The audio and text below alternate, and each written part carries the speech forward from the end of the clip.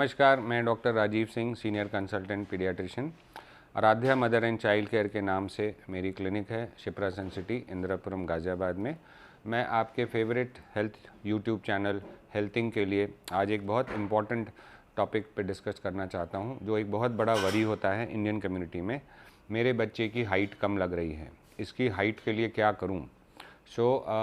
समझना पहले ये है कि हाइट का नॉर्मल क्या होता है। जब हम नॉर्मल जान लेंगे तभी हम बताएंगे कि आपके बच्चे का एबनॉर्मल ग्रोथ है, क्योंकि सारे बच्चे सेम तरीके से नहीं बढ़ते हैं। इसके ऊपर क्या आएगा, बहुत सारे कंपोनेंट्स आते हैं कि मेरी हाइट कैसे होगी और उसकी हाइट कैसे होगी।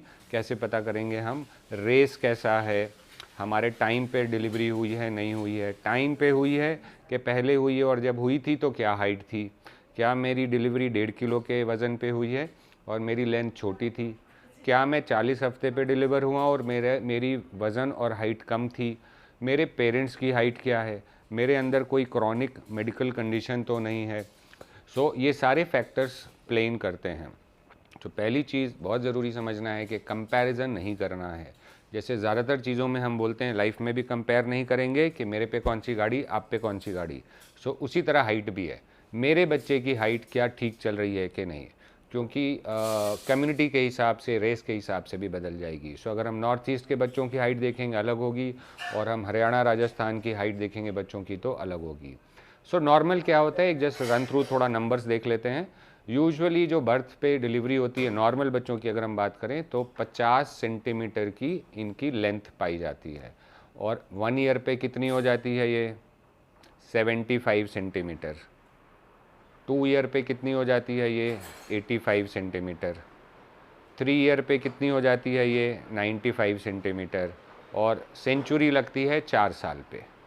हमने क्या सीखा? माइलस्टोन 50 पे डिलीवर हुए, सबसे तेज़ी से ग्रो करते हैं 25 सेंटीमीटर पहले साल में, 75, उसके बाद 10-10 सेंटीमीटर अगले 2 साल, 85, 95, उसके बाद 4 साल पे 100 सेंटीमीटर का एवरेज आता है।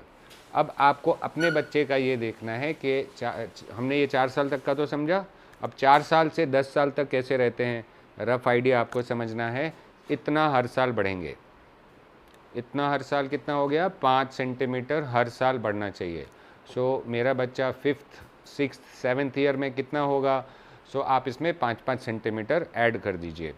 10 ईयर्स तक ऐसा चलता है, और उसके बाद जब प्री प्यूबर्टी, प्यूबर्टी में आते हैं तो 8 से 10 सेंटीमीटर हर साल बढ़ाते हैं। अगर अब हम समझते हैं कि जब एक डेट ऑफ बर्थ पे 3 बच्चे हम लें तो सबकी ये अलग अलग हाइट क्यों आती है, तो हमने फैक्टर्स असेस किए थे। एक बहुत इंपॉर्टेंट फार्मूला हम लोग सीखते हैं कि मेरे बच्चे की, मैं इतना लंबा हूँ, मेरी वाइफ इतनी लंबी है, और 2 इतने इतने ही लंबे हैं, तो इन दोनों की हाइट तो सेम होनी चाहिए मेरे फार्मूला से। ये फैक्टर नहीं आता। ये हम बात करते हैं तो हम मीन की बात कर रहे हैं कि एवरेज ये होता है। एवरेज का मतलब ज़्यादा कम सबको मिला के एक एवरेज बना। आपके बच्चे की फ्यूचर में हाइट क्या होगी वो समझना है हमें। उसका एक फॉर्मूला है जो मैं आपको अभी सिखाता हूँ। ये प्रिडिक्टेड इन कैपिटल, प्रिडिक्टेड है, ये 100% नहीं है। प्रिडिक्टेड एडल्ट हाइट क्या होगी एक बच्चे की? इसमें मेल के लिए क्या करेंगे हम लोग? एवरेज निकालेंगे पेरेंट्स की हाइट की सेंटीमीटर में। लेट्स से एक एग्जाम्पल है कि एक फादर की हाइट है 180, मदर की हाइट है 150, तो एवरेज कितना आएगा हमारा? 165। Average of parents in centimetre. अगर मेल है ये तो उसमें 6.5 सेंटीमीटर हम ऐड कर देंगे, तो अब हमारी हाइट कितनी आ गई? 165 प्लस 6.5, तो कितनी आ गई? 171.5। अब ये फ्यूचर प्रिडिक्टेड हाइट है। मदर की हाइट, फादर की हाइट, एवरेज निकाला, 6.5 जोड़ते हैं मेल में और 6.5 कम करते हैं हम फीमेल में। जो ये नंबर आएगा ये फ्यूचर प्रिडिक्टेड एडल्ट हाइट है। अब आपने देखा कि हाइट का मेन जो नंबर आ रहा है वो कहाँ से आ रहा है? फादर और मदर की हाइट से आ रहा है। हमने एक तरफ बात की एवरेज की, फिर हमने बात की कि ईच इंडिविजुअल की जेनेटिक पोटेंशियल के हिसाब से आएगा। अब ये जो नंबर आया इसमें आपको 2 से 3 इंच, 6 से 7.5 सेंटीमीटर रफली ऊपर जाएगा या नीचे जाएगा। हमारे बच्चे की हाइट क्या निकली थी? 171.5। अगर बच्चा फसी ईटर है, क्रॉनिक डिजीज़ है, एस्थमेटिक है, जिसके हार्ट कंडीशंस हैं, किडनी इश्यूज़ हैं, तो बच्चा 2-3 इंच नीचे जाएगा। अगर अच्छा से खाते रहा, खेलता रहा, न्यूट्रिशन अच्छा रहा, तो इसका हाइट 2 से 3 इंच ऊपर जाएगा। सो आपके हाथ में क्या है? पार्टनर तो आपने चूज़ कर लिया, अब आपके हाथ में इतना ही है कि हम कुछ 2 से 3 इंच वाले फैक्टर पे ही काम कर सकते हैं, और आपका जो डिसीजन है प्रिडिक्टेड फ्यूचर हाइट का, वो आपकी जेनेटिक पोटेंशियल से ही ज़्यादातर कैलकुलेट होता है। अब आता है मैं क्या ऐसा खिला दूं कि हाइट बढ़ जाए। मेरी इन्फॉर्मेशन में कोई ऐसा प्रोडक्ट, कोई ऐसा supplement, ABCD EF GH products बहुत सारे आते हैं जो बहुत तरीके से आपको बेचे जाते हैं कि ये खाएंगे तो बच्चे की हाइट बढ़ जाएगी। तो फिर से सवाल पूछना है, क्या सही में कोई ऐसी चीज़ है जिसको हम खाएं और हम लंबे हो जाएं?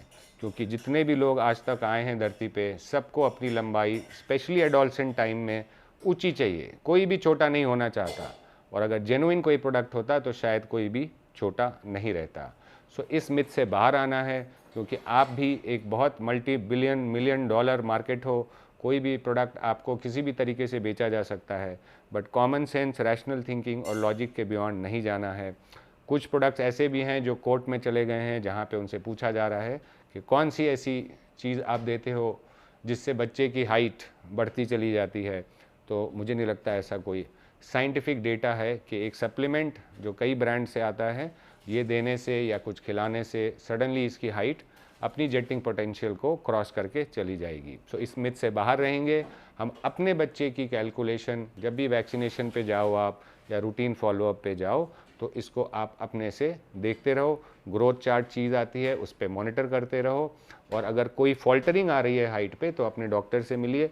पैथोलॉजिकल रीजंस आते हैं, जेन्युइन रीजंस अगर होंगे तो ग्रोथ हार्मोन सप्लीमेंट्स देने, इंजेक्शंस आते हैं, इनफैक्ट सप्लीमेंट नहीं बोलूँगा, इंजेक्शंस आते हैं जो एक प्रॉपर प्रोटोकॉल है, जिसकी वर्कअप है, जिसकी इंडिकेशंस हैं, वो कॉस्टली भी होती हैं। ये सब करने के बाद पीडियाट्रिक एंडोक्राइन के लोग इसको ट्रीट करते हैं जहाँ जेन्युइनली हाइट की डिफिशियंसी है किसी वजह से। बाकी चीज़ों में कुछ खाने से और इससे सडन स्पर्ट ऑफ हाइट हो जाएगी, ये एक मिथ है। सो पहली चीज़, हर चीज़ हर बच्चे की अलग है। 2 ट्विंस भी सेम हाइट सेम वेट के नहीं रहते। सो आप 2 अलग अलग फैमिलीज़ के बच्चे सेम डेट ऑफ बर्थ पे सोचना बंद करेंगे कि इसका बच्चा लंबा, मेरा बच्चा छोटा। सो जेनेटिक पोटेंशियल आइडेंटिफाई करिए, आपके हाथ में है जो करिए, क्लोज मॉनिटरिंग करिए और घबराइए मत। अगर वो छोटा भी है तो भी अच्छा और हेल्दी होना चाहिए, वो ज़्यादा ज़रूरी है। हाइट ही से लेके हम कुछ बहुत ज़्यादा अचीव नहीं करेंगे। Thank you.